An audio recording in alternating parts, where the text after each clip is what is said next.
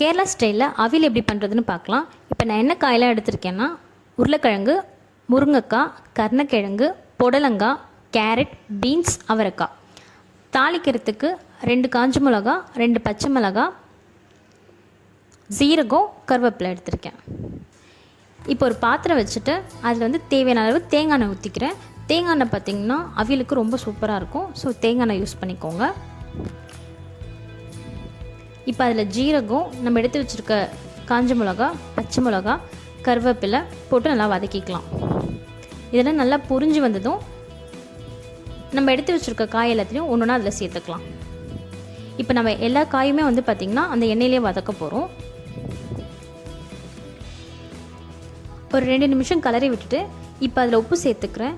இப்போவே உப்பு சேர்த்துக்கிட்டோன்னா நம்மளுக்கு காயில் நல்லா உப்பு இறங்கி டேஸ்ட் நல்லாயிருக்கும்.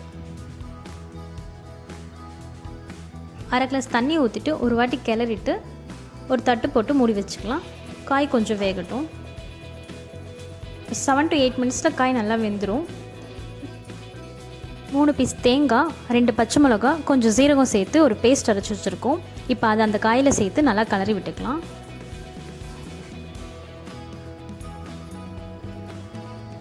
2 நிமிஷத்தில் கொதிக்க ஆரம்பிச்சிடும். இதுக்கப்புறம் இதில் நம்ம மஞ்சள் தூள் சேர்க்க போகிறோம். இப்போ காரத்துக்கு நம்ம ஃபஸ்ட்டு போட்ட தாளிக்க போட்ட பச்சை மிளகாவும் இப்போ அரைச்சி போட்டிருக்க பச்சை மிளகா தான். இப்போ இதில் மஞ்சள் தூள் சேர்க்குறோம். ஒரு 2 நிமிஷம் நல்லா கலரி விட்டுக்கலாம். அந்த மஞ்சளோட ஸ்மெல் போட்டோம். இந்த ஸ்டேஜில் இப்போ நம்ம தயிர் சேர்க்க போகிறோம். நான் இப்போ இந்த கிண்ணத்தில் பார்த்திங்கன்னா 1 கப் எடுத்து சேர்த்துக்கிறேன். அதை நல்லா கலரி விட்டுக்கலாம்.